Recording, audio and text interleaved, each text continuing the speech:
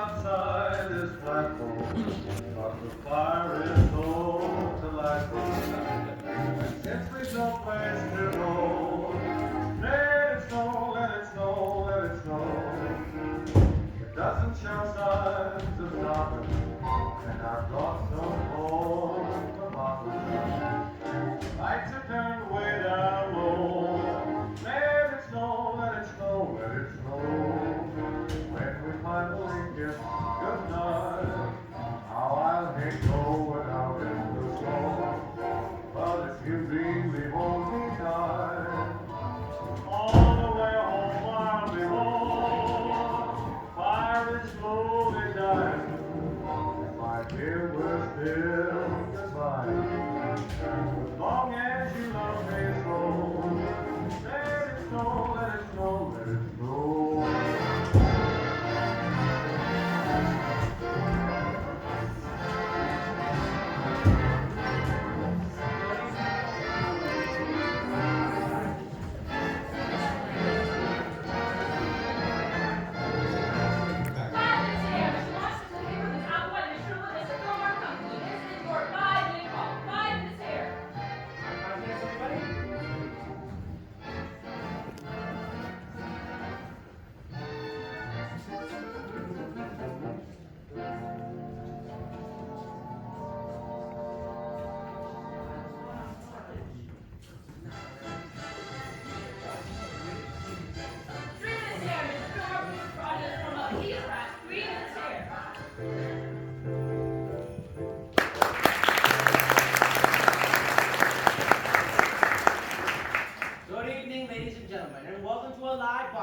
WBFR Playhouse of the Air. Tonight, we have a real feel-good, heartwarming, perfect for this or any Christmas Eve. And we thank you for braving the weather this Christmas Eve, and you'll be glad when you hear the story we've got for you tonight. It's A Wonderful Life! Woo! To further us into the Christmas spirit, you know them, you love them, and for this merry, merry season, they are the Jolly Dollies. Please give them a round of applause as they join me on stage for a rendition of Jingle Bells.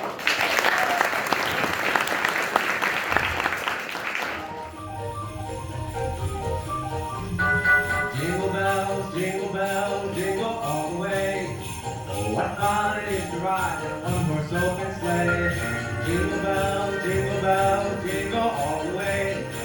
What fun it is to ride in a one-horse open sleigh. Dashing through the snow in a one-horse open sleigh.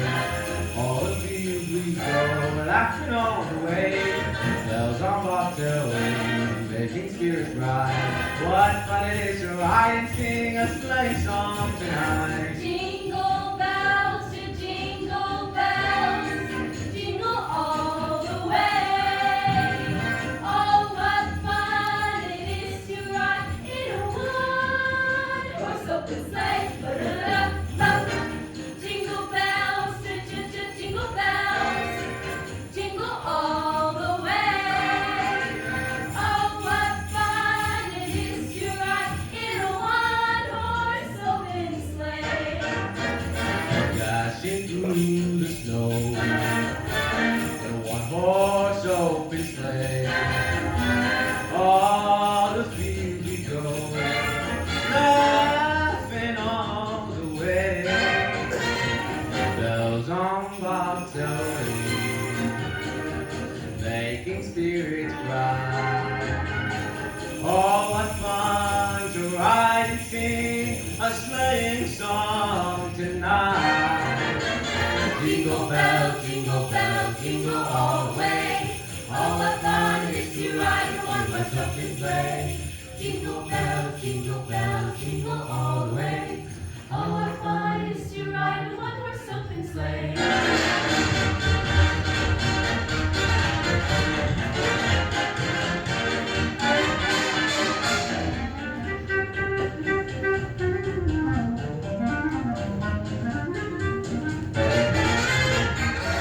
Jingle bells, jingle all the way. Oh, what fun it is to ride in a one-horse open sleigh. Jingle bells, jingle all the way. Oh, what fun it is to ride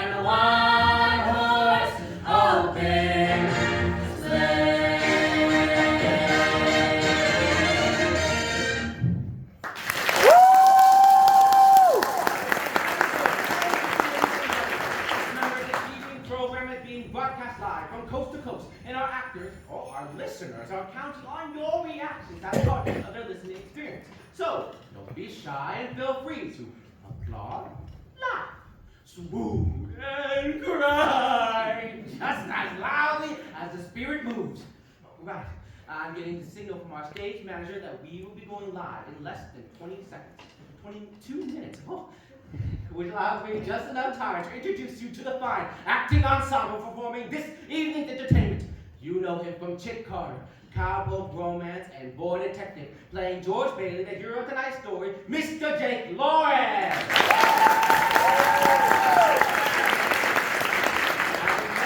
Los Angeles, having completed Dottie Goes Bananas, a Technicolor spectacle as his leading lady, Mary Hatch, we give you Miss Ohio 1943, Miss Sally Applewhite.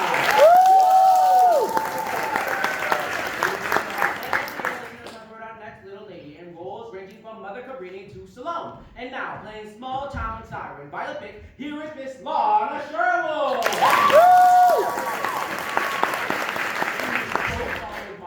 In Paramount Pictures' new comedy, The Hit Chick, and playing Clarence, the Angel, and others in this evening's show, here is Mr. Harry Jasbo Hayward. Round of applause to the hardest working cast in New York City, the WBFR Players. And finally, hosts of Females Are Fabulous. And here with you this and every week on Playhouse of the Air, I'm Freddie Fillmore! I'm stage manager that we will be going live on the air in less than 20 seconds. Thank you all for coming this evening, and please enjoy the broadcast. We are live in 5, 4, 3.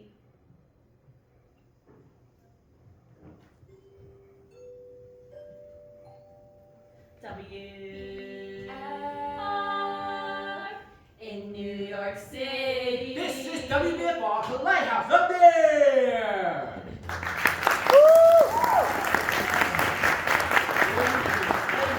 Gentlemen, boys, girls, young, old, and new. Greetings from WBFR Studio A, New York, right here in the US of A. I am your host, Freddie Fillmore, and it is my pleasure to bring you your favorite stories this and every week on Playhouse of the Air. Tonight, we're a real, feel-good, heartwarmer, perfect for this or any Christmas Eve. It's A Wonderful Life! We begin our story in the little town of Bedford Falls, where a number of people are praying for their dear friend, a typical American dreamer named George Bailey. Dear God, please help my husband George. George is a good boy, you know that. My son has always gone out of his way to give others a hand. Now it's him who needs the help. Help my big brother George. He's done so much for us all. More for me than I can remember. I remember all the times he would stay late after work and not ask for a cent. The world was more like George Bailey never thinks about himself. If it wasn't for him, I wouldn't have a If it roof wasn't over for my him, I head. would have given up long ago. All I can do is think about myself. I must have taken the last thing He I had had. no sense of business, that George Bailey. Just like his father. None of the Baileys were ever businessmen. It's his own fault he wasn't prepared for At times like these, I can't help but think it's all my fault. Please help him, Father, for it's me who's been putting him through all of this. Something's the matter with Daddy. Should we pray for him, Mommy? Yes, Susan. Pray. Pray very hard. Their voices carry heavenward, and Joseph, superintendent of angels, summons Clarence, an apprentice angel. You sent for me, ma'am? Yes, Clarence. A man down on earth needs our help. Oh, splendid! Oh, is he sick? No, worse, he's discouraged. At exactly 10:45 p.m. tonight, Earth time, that man will be thinking seriously of throwing away God's greatest gift. Oh, dear, his life! Then I'm only out of dress. Oh, what are they wearing now? You will spend that hour getting acquainted with George Bailey. Well, ma'am, if I should accomplish this mission, I mean, might I perhaps, win my wings? Oh, I've been waiting over 200 years now, and people are beginning to talk. What's that book you've got there? The Adventures of Tom Sawyer, ma'am. I was reading it when you sent for me. Oh, fine book. Excellent. Well, You do a good job with George Bailey, and we'll see about your wings. Oh, thank you! Thank you! Now, if you're going to help George, you'll want to know a little something about him. Look, see the town? Why, yes, a group of young boys sledding down a snow-covered hill and onto the ice. This is amazing. Yippee! Who's that? That's your problem. George Bailey. Boy. That's him when he was 12, back in 1919. Something happened to you, you'll have to remember later on. And here comes the scare baby, my kid brother, Harry Bailey. I'm not scared. Why are they having Help! Dear, dear! Harry's falling through the I'm ice. coming, Harry, I'll make a chain, gang a chain. So his brother fell through the ice. But George saved him. Yes, Clarence, and ever since George has had a bad year. All that icy water, you understand. Bad ear, yes, ma'am. The next event came a few months later. George took an after-school job at Old Man Gower's drugstore. It's me, Mr. Gower, George Bailey. You're late. Yes, sir. Hi, George. Hello, Mary. Hello, Violet. 2 cents for the shoelaces, Violet? Mary was here first. I'm still thinking. Shoelaces? Please, Georgie. I like him. You like every boy. What's wrong with that? Here you are. Bye, Georgie. See you later, Mary. Made up your mind yet, Mary? I'll take chocolate. With coconuts. I don't like coconuts. You don't like coconuts? Oh, say, Brandis, don't you know where coconuts come from? Look at here. From Tahiti, Fiji Islands, the Coral Sea. What's that you've got there? A new magazine? I never saw it before. Of course you never. Only us explorers can get it. I've been nominated for membership in the National Geographic Society. Oh, well, let me get your ice cream. Is this the year you can't hear one? George Bailey, I'll love you to the day I die. I'm going out exploring someday. You watch. And I'm gonna see the pyramids, the Brooklyn Bridge, the Rio Grande, the Rhine. Oh, wait and see. George! Yes, sir? You're not paid to be a canary. Yes, sir. Goodbye, George. Goodbye, Mary. Oh, what's that piece of paper George just picked up? It's a telegram for Mr. Gower. He found out this morning that his son died of influenza. Oh, awful. Yes, and he spent the afternoon drowning his grief in whiskey. Mr. Gower, do you want something, anything? No! Is there anything I can do back here? No! Oh, I'll get them, sir. Mr. Gower, this bottle. Never mind that. Take those capsules to Mrs. Blaine's. Yes, sir. They have the diphtheria there, haven't they, sir? Is it a charge, sir? Yes, George. Mr. Gower. Oh, get going! Yes, sir. Mr. Gower? What is it? Mr. Gower, that bottle you use, you put something wrong in those capsules. Who do you think you're talking to? You're hurting my sore ear. Did you hear what I said? Get out of here! Mr. Gower, you don't know what you're doing. You put something wrong in those capsules. I know you're unhappy. You got that telegram and you're upset. It wasn't your fault, Mr. Gower. But look, Mr. Gower, look. This bottle, you used this bottle to make up the capsules. It's poison. Poison? Don't hit my sore ear again. Poison! Oh, George! All I wanted was to make sure, Mr. Gower. I won't tell anyone. I know what you're feeling. I won't ever tell, so hope to die I won't. George! Did he ever tell anyone about those pills? Not a Oh, soul. did he ever marry the girl? Did he ever go exploring? We'll get there soon enough, Clarence.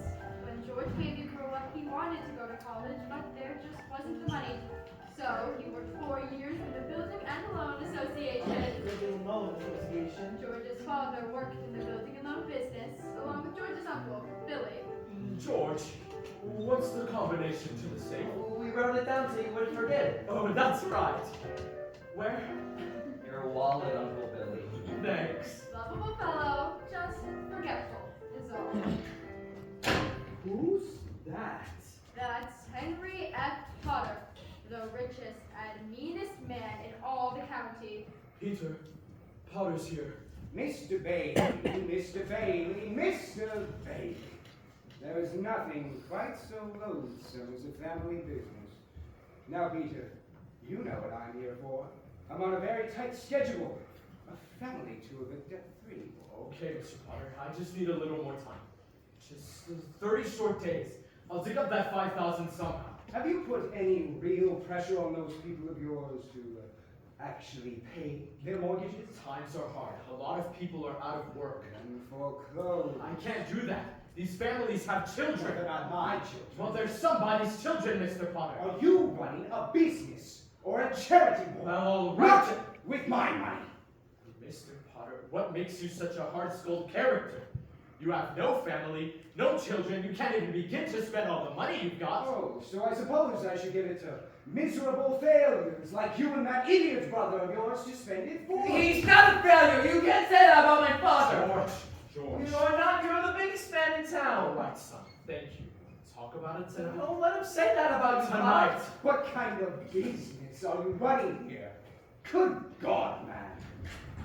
George worked for his father, saving enough to see him through the university.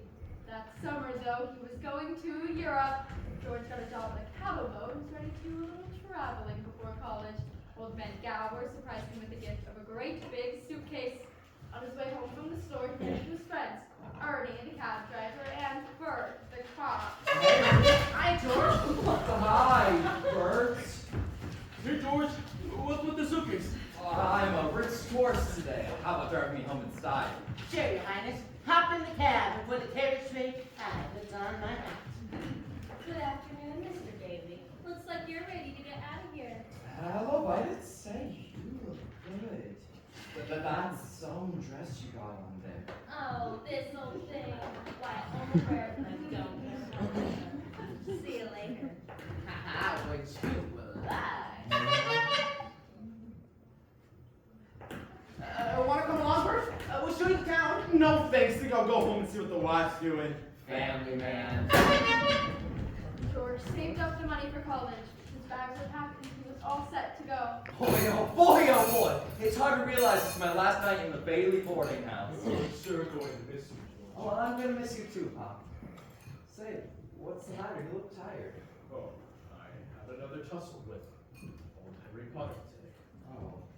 I thought if we put him on the board of directors, he'd ease up on us. I wonder what's eating that old money-grubbing buzzard anyway. Oh, he's a sick man. Frustrated and sick. Sick in his mind, sick in his soul. If he has one, hates everyone that has anything he can't have. Hates us, mostly, I guess. George! George! Can I borrow your tuxedo studs? Oh yeah, help yourself, Harry. But where are they? In your suitcase? I'm not taking a tuxedo on a cattle boat, you know. Say, where'd you get that fine piece of luggage anyway? Mr. Gower, a going-away present. And one of these days, you're gonna see that bag all covered with travel labels. Italy, Baghdad, and Why don't you come to the dance tonight? what, and be bored to death? Couldn't want a better dad. Lots of pretty girls. hey, I gotta hurry. I wish we could send Harry to college with you. Oh, well, we've got that all figured out. You see, Harry will take my old job at the building alone, work there 4 years, then he'll go. He's pretty young for that job. Well, no younger than I was. You were born older, George. But I suppose you decided what you're going to be doing when you get out of college. Oh, you know what I've always talked about. Building things, design new buildings, plan modern cities! Still after that first million before you were 30? No, I'll settle for half that in cash. Of course. It's just a hope, but wouldn't you maybe consider coming back to the building alone? I know it's early to talk Oh, about. I couldn't face being cooped up for the rest of my life in that shabby little office. Oh, I'm sorry, Pop. I didn't mean that remark. But this business of nickels and dimes and spend your whole life trying to figure out how to save 3 cents on the length of pipe, I go crazy. I want to do something big and something important. You know, George, I feel that what we're doing is something important. Satisfying a fundamental urge. It isn't too much for a man to want his own roof and walls and fireplace. And we're helping him get those things in our shabby little office. I know, Pop. I wish I felt. Oh, but I've been hoarding pennies like a miser in order to. Most of my friends have already finished college. I just feel like if I don't get out, I bust. Yes, you're right, boy. This town is no place to live in if you aren't willing to crawl to pot. You get yourself an education and then you get out of here. I'm glad you see what I'm talking about. Oh, say, I think I'm going to go out on Old Main Street. Last night in the town and all. Have a good time, son. Who's that? Why, that's Violet Bay. The little girl from the candy counter. That's right. Hi, Georgie Porgy. Hello, Vi. What gives? Oh, nothing. Where are you going? Oh, I'll probably end up at the library. George, don't you ever get tired of just reading about things? Yes. What are you doing tonight? Not a thing. Are you game, Vi? Let's make a night of it. Oh, George, I love it. What do we do? Oh, let's go out in the fields and take off our shoes and walk in the grass. Huh? Oh, and then we can go up to Stewart Lake. It's beautiful up there in the moonlight, and we can swim. Ew. Oh, and then we'll climb Mount Bedford and smell the pines and watch the sun rise against the peaks. And we'll stay up there all night, and everybody will be talking, and it'll be a terrific scandal. George, have you gone crazy? Walk in the grass in my bare feet? Why, it's 10 miles up there to Mount Bedford. You think just because you... Okay, just forget about the whole thing. Forget about what, George? Oh, nothing, Sam. You remember Mary, don't you, George? Hi, George. Hi, Mary. You wouldn't mind walking Mary home, would you, George? Of course not. Is that all right with you, Mary? Fine by me. Great, thanks. So, George walked Mary home. Is that important, Josephine? I'd say it is, because even though Mary lived only 4 blocks away, it took them 2 hours to get there. Buffalo gals, won't you come out tonight? Come out tonight, come out tonight. Buffalo gals, won't you come out tonight and dance with the light of the moon? Oh boy, that sounds just like an organ. Gee whiz. Beautiful. You know something? If it wasn't me talking, I'd say you were the prettiest girl in town. Well, why don't you say it? I don't know. Maybe I will. How old are you anyway? 18? 18. Too young or too Oh old? no, just right. Your age suits you. Hey, look where we are. Oh, the old Granville house. Yeah, I gotta throw a rock. Oh, no, don't. I love that old house. Well, no, don't you know about deserted houses? You make a wish and then you throw a rock. But George, it's such a lovely old place. I wish I lived there. In there? I wouldn't live in there if I was a ghost. Now watch this. How about it, huh? Pretty good shots. I broke a window, huh? What's your wish, George? Oh, well, not just one wish, a whole hatful, Mary. I'm shaking the dust of this crummy little town off my feet, and I'm gonna see the world. Italy, Greece, the Pantheon, the Colosseum, and then I'll come back here and go to college and see what they know. Oh, and then I'm gonna build things. I'm gonna build airfields. I'm gonna build skyscrapers 100 stories high. I'm gonna build bridges a mile long, and then I'm gonna... What? Are you gonna throw a rock too? Hey, that's pretty good. Well, what do you wish for, Mary? Oh, no. If I tell you, it may not come true. Hey, Mary, come on. What do you want, huh? Do you want the moon? All you have to do is say the word now. Okay. The moon. I'll take it.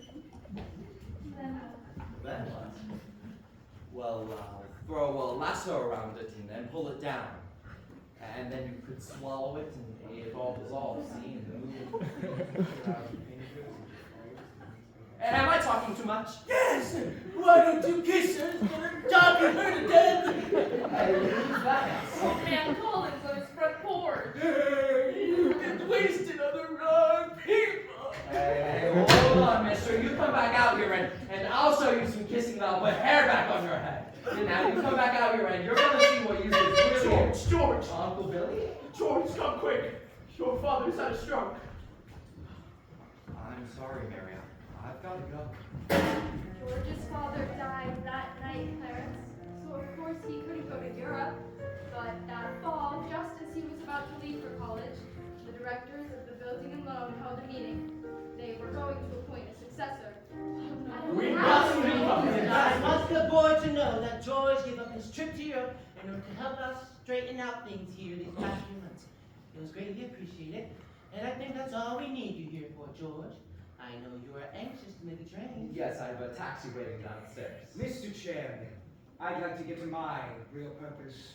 I claim this institution is not necessary to this town. Therefore, Mr. Chairman, I make a motion to dissolve the building and loan and turn its assets and liabilities over to the receiver. Wait just a minute now. You can't do Too that. soon after Peter Bailey's death to be discussing chloroform in the building and loan. Those it's faith and devotion that are responsible for this organization. I'll go further than that. I'll say that to the public, Peter Bailey was the building and all. Oh, that's fine, Potter, coming from you. Considering you're probably the one that drove him to his grave. Peter Bailey was not a businessman. That's what killed him. Oh, I don't mean any disrespect. God rest his soul. He was a man of high ideals, so-called. But ideals without common sense can ruin this town. And what does that get us? A discontented, lazy rabble instead of a thrifty working class. And all because a few starry-eyed dreamers like Peter Bailey stir them up and fill their heads with a lot of impossible... Oh, wait. No, I see... Just a minute now. Hold on, Mr. Potter. You're right when you say my father was no businessman. I know that. Well, why ever started this cheap penny-ante building, and I'll never know. But neither you nor anybody else can say anything against his character, because his whole life was... Why, in the 25 years since he and Uncle Billy started this thing, he never once thought of himself. Isn't that right, Uncle Billy? You've got that right. He didn't save enough money to send Harry to school, let alone me. But he did help a few people get out of your slums, Mr. Potter, and what's wrong with that? Why, you're all businessmen here. Doesn't that make them better citizens? Doesn't that make them better customers? Now you said, what did you say just a minute ago? Oh, that they had to wait and save their money before they even had to think of a decent home. Wait for what? Until their children grow up and leave them? Until they're so old and broken down that they... Do you know how long it takes a working man to save $5,000? Just remember this, Mr. Potter, that this rabble you're talking about, they do most of the working and paying and living and dying in this community. Was it too much to have to work and pay and live and die and a couple of decent rooms and a bath? Anyway, my father didn't think so. People were human beings to him, but to you, a warped, frustrated old man. They're cattle. Well, in my book, he died a much richer man than you'll ever be. I'm not interested in your book. I'm talking about the building. Oh, I know very well what you're talking about. You're talking about something you can't get your fingers on. And it's galling you. That's what you're talking about. I've said too much. You're the board here. You do what you want with this thing. Just one thing more, though. This town needs this measly one-horse institution, if only to have some place where people can come without crawling to Potter. Come on, Uncle Billy. Sentimental hogwash. I want my book. They're just coming out of the board meeting. I'll have to call you back. What happened, George? All we heard was loud yelling. Boy, oh boy, Matilda, you should have heard, George. Yeah, they're voting us down in there. George, get out of here. You already missed your boat trip. Do you want to miss college too? Don't worry about the board. They're putting us out of business. So what? I can get another job. I'm only 55. You're 58. I love this thing. George, they voted Potter down. We're still in business. We're still in business. We're still in business. But there's one condition, George. They've appointed you to take your father's place. Appoint me, but I'm going to college. Uncle Billy here, he's your man. Keep him on. That's all right. Now, let's get this thing straight. I'm leaving right now. I'm going to school. This is my last chance. George, you've got to take it. They'll vote with Potter otherwise. So, George Bailey didn't go to college. That's right, Clarence.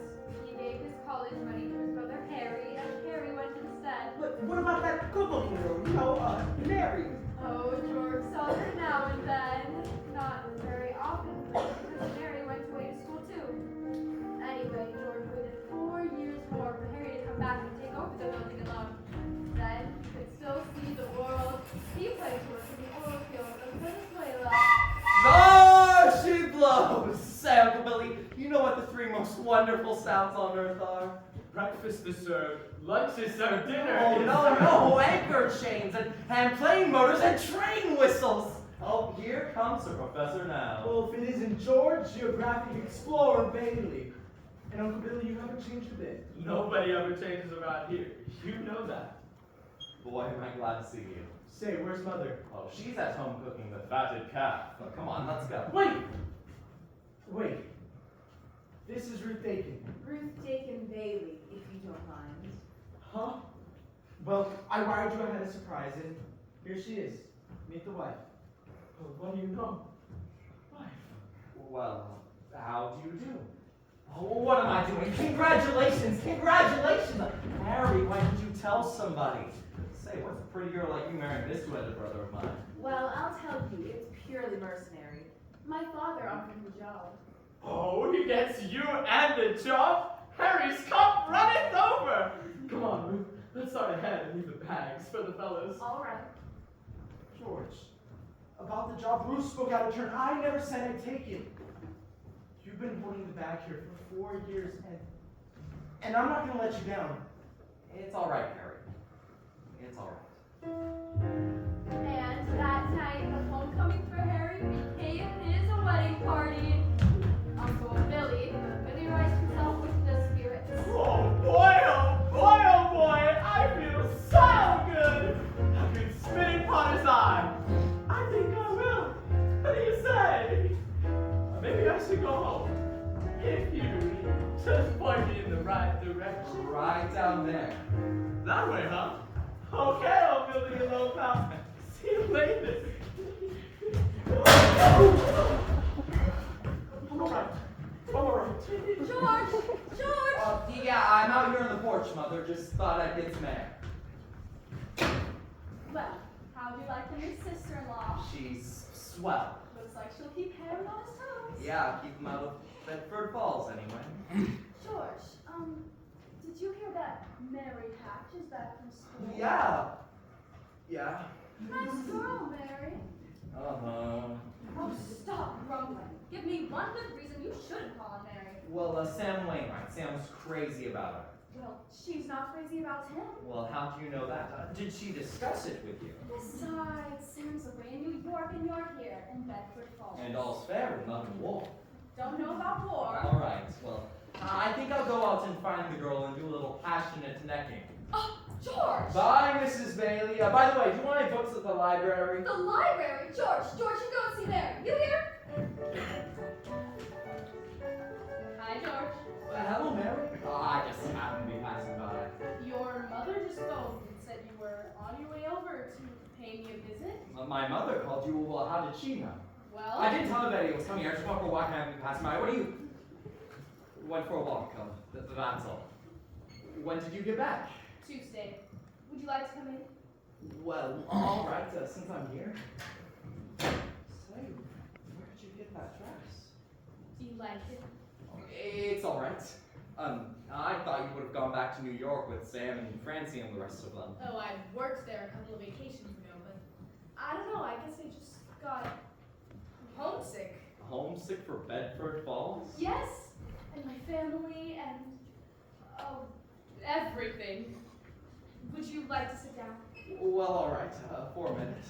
I still can't understand it, though. You know, I didn't tell anybody I was coming here. Would you rather leave? No! I wouldn't want to be rude. It was nice about Harry and Ruth, wasn't it? Well, yeah, that's all right. Don't you like her? Well, sure I like her. She's a peach. Oh, it's just marriage in general you're not enthusiastic about, huh? No, marriage is all right for Harry and Sam Wainwright. And you. Mary! Mary! Who's out there with you? It's George Bailey, Mother! George Bailey, what's he want? I don't know! What do you want, George? Me? Not a thing. I just came in to get warm. He's making violent love to me, Mother! You tell him to go right back home and don't you leave the house. Sam Wainwright promised to call from New York tonight, didn't he? Your mother needed. You know I didn't come here for What did you come here for? Oh, I don't know. You tell me. You're supposed to be the one with all the answers. You tell me. Oh, why don't you just go home? Oh, that's where I'm going. I don't know why I even came here in the first place. Mary! The telephone! It's Sam! I'll get it. Yeah. Hello, Sam. How are you? Oh, great. Gee, it's good to hear your voice again. Oh, well, that's awfully sweet of you, Sam. There's an old friend of yours here, George Bailey. You mean Owen Mossback George? Yes. George. Hee-haw, put him on! Just a minute, I'll call him. George doesn't want to speak to George, you idiot. He does so. He asked for him. George, Sam wants to speak to you. Hello, Sam? Hey, what a fine pal you are. What are you trying to do, steal my girl? What do you mean? Nobody is trying to steal your girl. No, wait a minute. I want to talk to both of you. Tell Mary to get on the extension. A mother's on the extension. I am not. We can both hear you. George, just put your head a little closer. Okay. There. That's better. We're listening, Sam. All right. I've got a big deal coming up that's going to make us all rich. George, do you remember that night in Martini's bar when you said we make plastics out of soybeans? Yeah, soybeans, yeah. Well, I talked to my father, George, and said he's going to build a factory right outside of Rochester. How do you like that? Rochester? Well, why Rochester? Well, why not? Can you think of anything better? Oh, I don't know. Why not right here in Bedford Falls? You remember that old tool and machinery works? You tell your father you can get that for a song. And all the labor he wants to, I mean, half the town was put out of work when they closed down. That's so. Well, I'll tell him. Hey, that sounds great. Oh, baby, I knew you'd come through. Now, George, here's the point. I've got a job for you that is, unless you're still married to that broken down building loan. Oh, Mary! I'm here. You tell that man I'm giving him the chance of a lifetime, you hear? He says it's the chance of a lifetime. Give me that phone. And now, you listen to me, Mary. I don't want any plastics, and I don't want a job. I don't want to get married ever to anyone. You understand that? I want to do what I want to do, and you're not going. Oh, Mary. George. Mary, I love you. George, I love you too.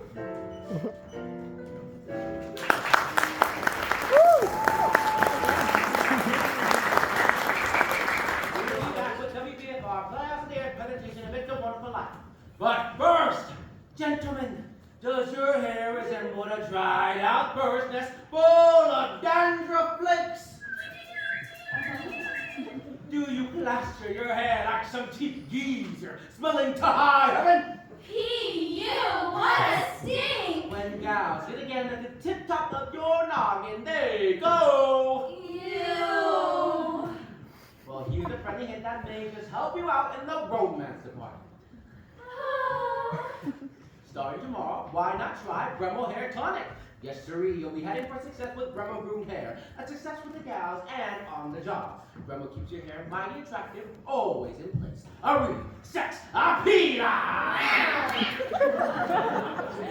Bremel Hair Tonic does lot more than keep your hair handsome looking. Bremel the Swank Hair Tonic makes your filthy bird's nest clean. A little dab will do ya, all the pretty gals will scream. Not only will they from it, your barber will shut out with glee. Bremel the Swank Hair Tonic, your dandruff will be history. Buy some Bremel today, your hair will thank you.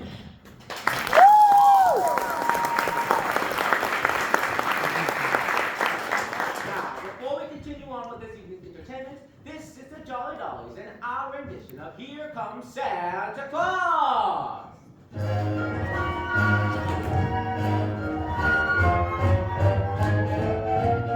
Here comes Santa Claus, right down Santa Claus Lane. Vixen, Blitzen, and all his reindeer are pulling on the rein. Children singing, bells are ringing, all is merry and bright.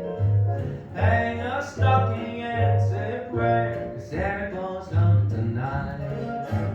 Here comes Santa Claus, right down Santa Claus Lane. He's got a bag that is filled with toys for the boys and girls again. Hear those sleigh bells jingle, jingle, what a beautiful sight. Jump in to cover up your head, 'cause Santa Claus comes tonight, tonight. Santa Claus comes tonight. Happy day. Happy time. To the bells and chime. 'Cause Santa Claus comes your way today. Here comes Santa Claus, right down Santa Claus Lane.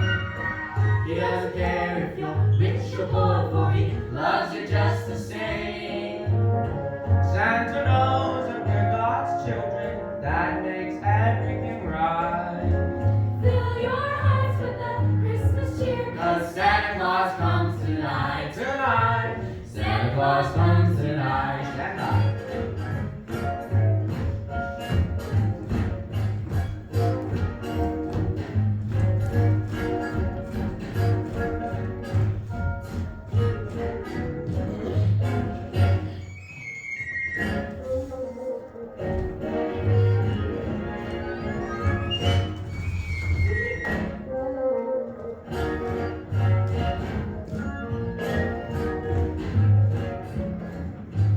Here comes Santa Claus.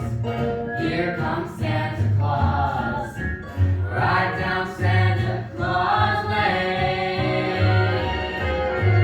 He'll come around when the chimes ring out, and it's Christmas morn again.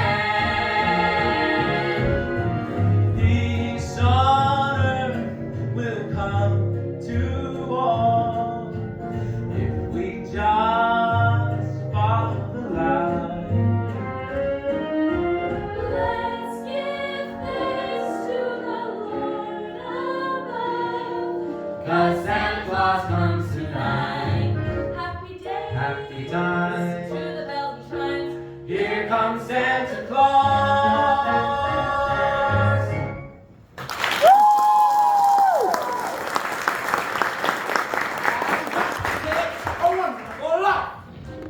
George and Mary were married, and following the wedding and reception, George's old pal Ernie, cab driver, drove the happy couple to the train station. Hey, where are you two going on this year now honeymoon, huh? Oh, we're gonna shoot the works, Ernie. A whole week in New York, a whole week in Bermuda, the highest hotels, the oldest champagne, the richest caviar, the hottest music, and the prettiest women. Here's the kitty, Ernie. $2,000. I feel like a bootlegger's wife. So you're finally getting out of Bedford Falls then, huh? Then what? Then what, honey? After that, who cares? Oh, that does it. Mrs. Bailey, I haven't kissed you since. Hey, George, there's something funny going on over there.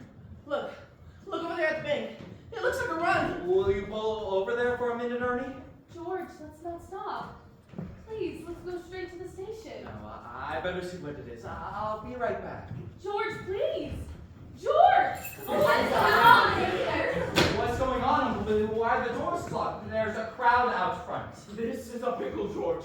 Oh, okay, what happened? All I know is the bank called a loan. We had to hand out all of our cash. All of it? Every last cent. Holy mackerel. Yeah, and then I got scared, George. I closed the doors. Our charter says we need to stay open until 6 o'clock or we'll lose our license. Bailey Brothers, Give me a charge. George, it's Potter. Hello? George, there's a rumor around town that you've closed your doors. Is that true? No, it isn't. Do you need any police? Mobs can get pretty ugly sometimes, you know. We're fine. We'll see. Now, George, I'm going all out to help in this crisis. I just guaranteed the bank sufficient funds to meet their needs. They'll close for a week and then reopen. Now, it may cost me a fortune, but I'm willing to guarantee your people too. Just tell them to bring their shares over here, and I'll pay them 50 cents on the dollar. Oh, you don't miss a trick, do you, Potter? Well, you're gonna miss this one. If you close your doors before 6 p.m., you will never reopen. He's taken over the bank building. Open the doors, let them in. Now just remember that this thing isn't as black as it appears. I've got some news for you folks. I've just talked to Old Man Potter, and he's guaranteed cash payments at the bank. How about our money, George? Where's our money? Listen to me. Your money's not here. You're thinking of this place all wrong. Are you Now, wait a minute, listen to me. Your money's in people's houses. It's in the Kennedy house, and in the McLaren house, and in your house, and in 100 others. Now, what are you going to do? Foreclose on them? I got $242 in here, and $242 isn't going to break anybody. All right, Charlie. Now, you'll get your money in 60 days. 60 days? Well, now, that's what you agreed to when you bought your shares. I don't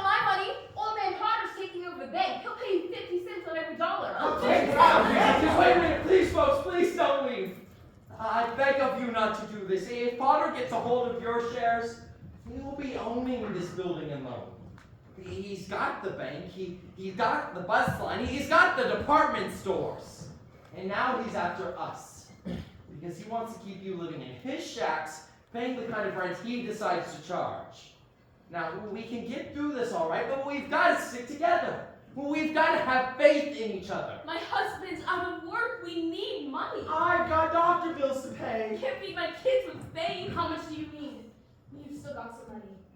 You've got $2,000 from the wedding. Hey, Mary. I've got $2,000 here. This will tide us over until the bank reopens. All right, Charlie, how much do you need? $242. Oh, Charlie, just enough to tide you over until the bank reopens. I'll take $242. Okay. Uncle Billy, give Charlie $242. Okay, all right. Now, Ed, how much just to get by?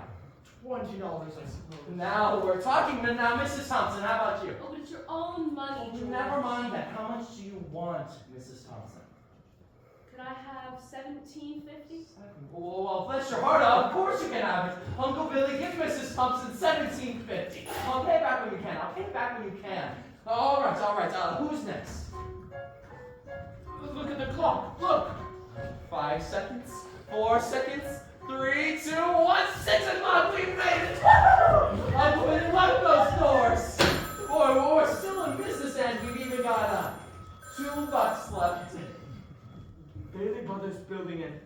Just a minute, George. There's a call for you. Oh, will you get my wife on the phone? She's probably over at her mother's. Mrs. Bailey is on the phone. Oh, I don't want Mrs. Bailey. I want my wife. Oh, Mrs. Bailey. Oh, that's my wife. Hello? Oh, Mary, listen, dear. I'm sorry. What? Come home? What home? 320 Sycamore. Well, what? Whose home is that? The Waldorf Hotel, huh? That doesn't look like the Waldorf. Oh no, 320 Sycamore was the old Granville house. You know, the one George and Mary threw rocks at and made wishes? Mary had prepared the house, including a turkey dinner, romantic decorations, and even a marriage bed. Welcome home, Mr. Bailey. Well, I'll be. You remember the night we broke the windows in this old house? This is what I wished for. Darling, you're wonderful. Yes, sir. That's where they spent their honeymoon. And that's where they started their lives together. Mary made the leaky old house a home with George toiled away at the building and loan office, providing houses for people like Giuseppe Martini. Hey, Martini, you renting a new house? Rent. You hear that, Mr. Bailey? I own this house. Me, Giuseppe Martini. I own my own house. No more we live like pigs in Butterfield. We have something for you and your family, Mr. Martini. George and I like to bring something for all the new owners. What are the Martinis? Maria, come quick, our first house for me, kids. Bring the kids. Bread. This house may never know hunger. And salt and life will always have flavor. And wine, that joy and prosperity may reign forever. Enter the Martini Castle. Bailey houses were popping up all over the place. Mostly already used to live in Potter's Field. And Potter had just about enough of that. So after a couple of years, old man Potter decided to call our George into his office. Sit down, George, sit down. Have a cigar. Thank you, sir. Well, quite a cigar, Mr. Potter. You like it? I'll send you a box. Well, I suppose I'll find out sooner or later, but just what exactly does he want to see me about? George, now that's just what I like so much about you. George, I'm an old man, and most people hate me, but I don't like them either. So that makes it all even. You know just as well as I do that I run practically everything in this town, but the Bailey building alone. You also know that for some time I've been trying to acquire it, or kill it, but I haven't been able to do it. You have been stopping me. In fact, you have beaten me, George, and that takes some doing. Take on the Depression, for instance. You and I were the only ones who kept our heads. You saved the building alone, and I saved all the rest. Yes, well, most people say you stole all the rest. The envious ones say that, George. The suckers. Now let's take a look at your side. Young man, 27, 28, married, they can say 40 a week. 45. 45. 45. If you were some ordinary yokel, I'd say you were doing fine. But George Bailey is intelligent, ambitious. He hates the building alone almost as much as I do. He's been dying to get out of this town ever since he was born. A young man, the smartest one in the crowd, mind you, who has to sit by and watch his friends go places. Because he's trapped. Trapped into frittering his life away, playing nursemaid to a bunch of garden eaters. Do I paint a correct picture, George? Or do I exaggerate? What's your point, Mr. Potter? My point is, you're the only man in town who's licked me. So I want to hire you, manage my affairs. I'll start you out at $20,000 a year. $20,000 a year? Oh, you wouldn't mind living in the nicest house in town, would you? Buying your wife a lot of fine clothes, a couple business trips to New York once a year, maybe once a while in Europe. You wouldn't mind that. Now would you, George? Would I? You aren't talking to somebody else around here, are you? Are you sure you're talking to me? I'm George Bailey. Don't you know me? The building, remember? Yes, George Bailey, whose ship has just come in. Providing he has enough brains to climb aboard. Well, what about the building, Oh, confound it, man. I'm offering you a 3-year contract at $20,000 a year. Is it a deal or isn't it? Mr. Potter, I know I ought to jump at the chance, but I wonder if you might give me 24 hours to consider? Oh, sure. You go home, talk to your wife. Yeah, I'd like that. In the meantime, I'll drop the papers and, well, soon you'll be managing my affairs. Your affairs? No. No, the answer's no, doggone it. Well, you sit around here and you spin your little webs and you think the whole world revolves around you and your money. Well, it doesn't, Mr. Potter. In the whole vast configuration of things, I'd say you were nothing more than a scurvy little spider. What does Mr. Potter want? Nothing, just talk. No. Oh, gee, Mary Hash, why would you ever marry a guy like me? To keep from being an old maid. I was going to see the world. I was going to build things. I was going to give you the moon. Well, what have I given you? What have I given you? Not even a new dress, not for months. You could have married Sam Wainwright, anybody else in town. I didn't want to marry anybody else in town. I want my baby to look like you. You didn't even have a honeymoon. I promised you. Your what? My baby? You mean, Mary, you're on the nest? George Bailey, lasso stored. Well, Mary had her baby, a boy. You don't say. Then she had a girl. Well, what do you know? Night after night, George would come home late from the office. Things weren't good with the building alone. Potter was really bearing down hard. Then came the war. Mary had another baby by then, but still had time to run the USO. Gower and Uncle Billy sold war bonds. Violet entertained the troops. First, the comet was wounded in North Africa, got the Silver Star. Ernie, the cab driver, parachuted into France. Harry Bailey topped them all. A Navy flyer. He shot down 15 planes, 2 of them as they were about to crash into a transport full of soldiers. Yes, but George, ma'am, what about George? George? For on account of his ear, George fought the battle of Bedford Falls. Area Gordon, paper drive, scrap drives, rubber drives. On VE Day, he wept and prayed. VJ Day, he wept and prayed again. We're getting pretty close to the day, aren't we, ma'am? That's right, Clarence. You know now almost everything you have to know about George Bailey, except what happened that finds him down there at this moment, wanting to die. Well, ma'am, well. Well, today deposit when he ran into Old Man Potter. Well, well, well. Mr. Henry F. Potter, come to the bank to deposit some more loot, huh? Sure, you old fool. How do you like the paper? Harry Bailey wins Congressional Medal of Honor. Just can't put those Bailey boys down now, can you? Give me that newspaper. Here you are. Sorry, I can't chat, you old thief. I've got to make a deposit.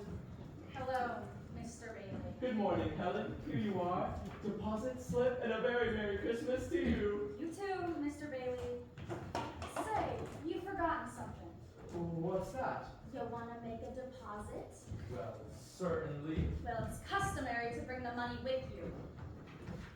Where'd I put it? Where'd I put that money? A terrible thing, Clarence. Terrible. Uncle Billy couldn't find the money because the envelope with the $8,000 was folded up in the newspaper he gave to Old Man Potter. At the same time as Billy started looking for the deposit, Violet came to visit George at the building alone. Hell, why? Suppose you're getting things set back at the house for the party tonight? You know you're invited. What's the matter? You see right through me, don't you? How much do you need? George, I hate doing this to you, but I won't be asking for any more after this. You plan on robbing a bank, Vi? I'm going to Manhattan. What's in Manhattan? Why, everything's in Manhattan. You start at least.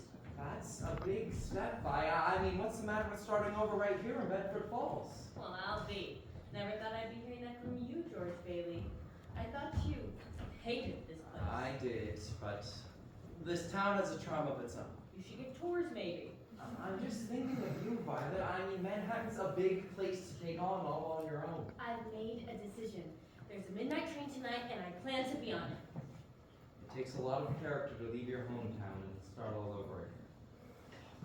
Here's some dough. No, George, don't. Well, what do you want to do? Hawk your furs and that hat? Want to walk to New York? You know, they charge for meals and rent up there, just the same as they do in Bedford Falls. Yeah, sure. It's a loan. That's my business, building and loan. Besides, you'll get a job. Good luck to you. I'm glad I know you, George Bailey. Say hello to New York, Paul. Merry Christmas, George. George!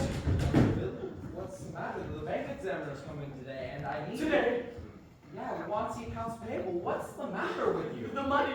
The 8,000! What, Uncle Billy, what happened to it? I don't know. I was going to deposit it, and when I went to the bank, I didn't have it. $1,000. Uncle Billy, the bank examiner's in town, and that's not our money. It belongs to the depositors. I'm so sorry, George. I just don't know what happened. Well, the first place to look is in your coat pocket. I told you to put it there when you left. I'm no good to you, George. I'm no good. Well, let's go then. We have to retrace your steps. We'll leave no stone unturned. And as George and Billy started looking for the deposit, Old Man Potter had a meeting with the state bank examiner, Miss Sadie Vance. The whole town stood upside down with the Bailey Boys' homecoming, Congressional Medal, and a home. I guess they do things like that. May I look at your paper? Go ahead. This is a deposit from Bailey. That old fool, Billy Bailey, gave you Well, you're going to deposit it, right, Potter? I think you would make such a fool of you. Look how much this is. Oh, there's $8,000 in there. This is present. And he doesn't even know it. Just a minute, dear Potter. I know you've been giving the Baileys a hard time a while back. As I can remember. Why? I don't have to give answers to you. You're just a state examiner. Yes, I am, but I'm unimpressed by your buying off everyone in town. Oh, that's it. You could never buy Baileys. What? You heard what I said. The Baileys have always stood for something you've always wanted and you're so jealous of. They're on it. You're fired. You can't fire me. I'm state appointed. And what's more, I'm not going to turn my back.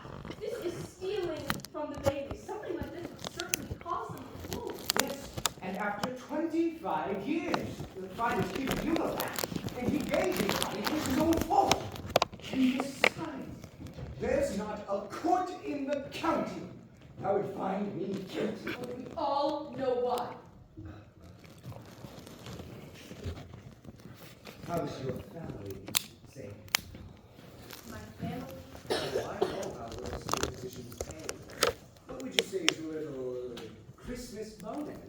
Oh, I want no part of this. That's not what I've heard. What are you insinuating, Potter?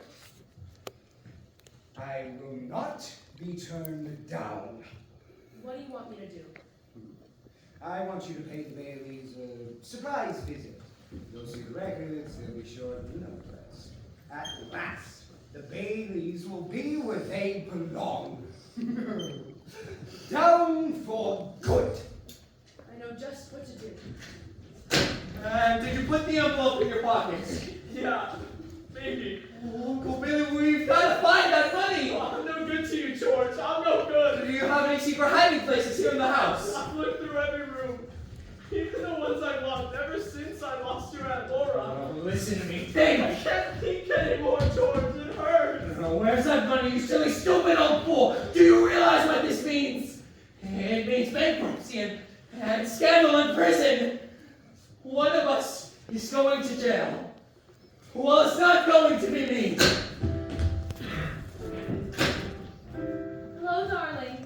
Hi, Daddy! Daddy, did you bring the wreath? Wreath? Well, what wreath? The Merry Christmas wreath from the window. I left it at the office. Is it snowing? Yeah, just started.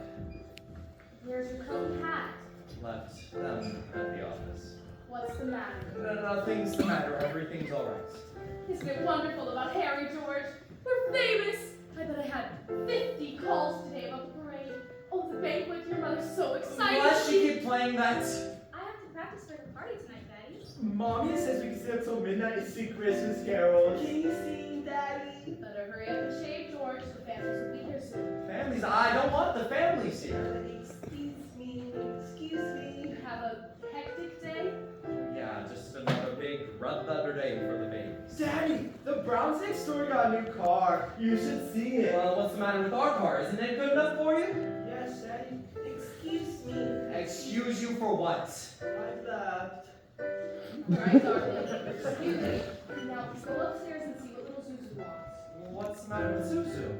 Oh, she got a cold. After coming home from school, they gave her a flower for a prize, and she didn't want to crush it, so she didn't button her coat. Well, what is it? A sore throat? The doctor says it's nothing serious. Was the doctor here? I called him right away. Well, is she running a temperature? Just a teensy one.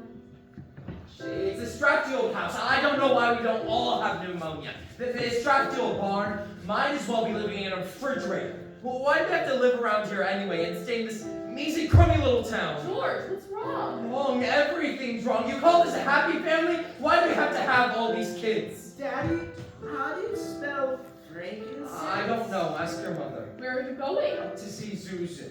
Hi, Daddy. Well, what happened to you? I want a flower. Where do you think you're going? I want to give my flower a treat. Here, give Daddy the flower. I'll give it a drink. Look, Daddy, some of the petals came off. We'll paste it. All right. Well, I'll just paste these. There you are. Good as new. Give the flower a treat. Then now, will you do something for me? What? Will you try and get some sleep? Oh, I'm not sleepy. I want to look at my flower. I know, but you just go to sleep and you can dream about it and it'll be a whole garden. It will? I'll get it. Hello. Yes, this is Mrs. Bailey. Oh, thank you, Mrs. Welch. Yes, the doctor says she'll be out of bed in time for her Christmas dinner. Is that Zuzu's teacher? Yes? Let me speak to her. Hello, Mrs. Welch? This is George Bailey. Say, what kind of teacher are you anyway? What do you mean sending her home like that, half naked? George! Is this what we pay taxes for? To have teachers like you, silly, stupid, careless people who send our children home without any clothes on? Oh, hello, Mrs. Welch. I want to apologize. Hello? Hello? She hung up. Oh, I'll hang her up now. Who do you think you are? Wait a minute. Hello, who is this? Oh, Mr. Welch. Okay, that's fine. Gives me a chance to tell you what I really think of your wife. George? Will you get out and let me handle this? Hello? Okay, anytime you think you're man enough. Hello? Daddy, how do you spell hallelujah? What do you think I am, a dictionary? Jane, haven't you learned that silly tune yet? You've been playing it over and over again. No, just stop it, stop it! George, what are you doing?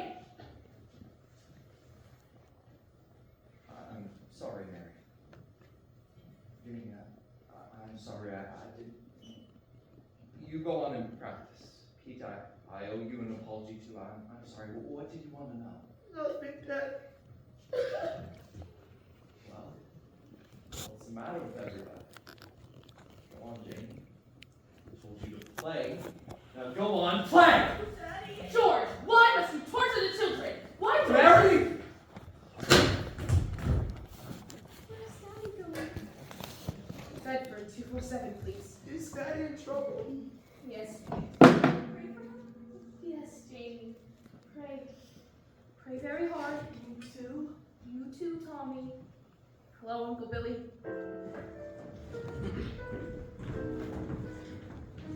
So that's it, George. You're short. 8,000 in the books. Hey, Mr. Potter, please, I'll pay any sort of interest. Hey, if you still want the building, It was Ilona. lost. Did you notify the police? No, sir, I haven't done that yet. Harry's homecoming's Why tomorrow. did you come to me, George? What about your good friend, Sam Wainwright? I can't get a hold of him. He's in Europe. Well, what kind of security would I have, George? What collateral? I have some life insurance, a $15,000 policy. How much is your equity in? $500. And you want 8,000? Oh, look at you. You used to be so cocky. You were going to go out and conquer the world. You know, you once called me a warped, frustrated old man. Well, what are you but a warped, frustrated young man? Crawling in here on your hands and knees, begging for help. No securities, no stocks, no bonds. Why, George, you're worth more dead than you are alive. Why don't you go to the riffraff you love so much? Ask them for help. Mr. Potter, please, you have to help me. My wife and kids What will be would thrown I out. do for you, George? As a stockholder of the building and loan, I'm going to call the state examiner and have a warrant placed for your arrest. I mean, misappropriation of Potter, funds. please, they can't arrest me. Oh, go on and run. You can't hide in a little town like this.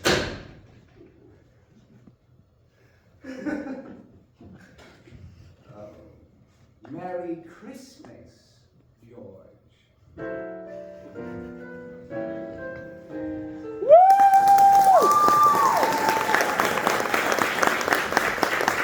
That's a wrap from the first act of this evening's entertainment. Please stay tuned for a popular program of holiday music, and we will see you when we come back. Okay, as we move up there, our actors are going to take a quick break before we come back to wrap it all up. So, feel free to stretch your legs and grab some refreshments down at the top. And we will see you when we come back. Thank you.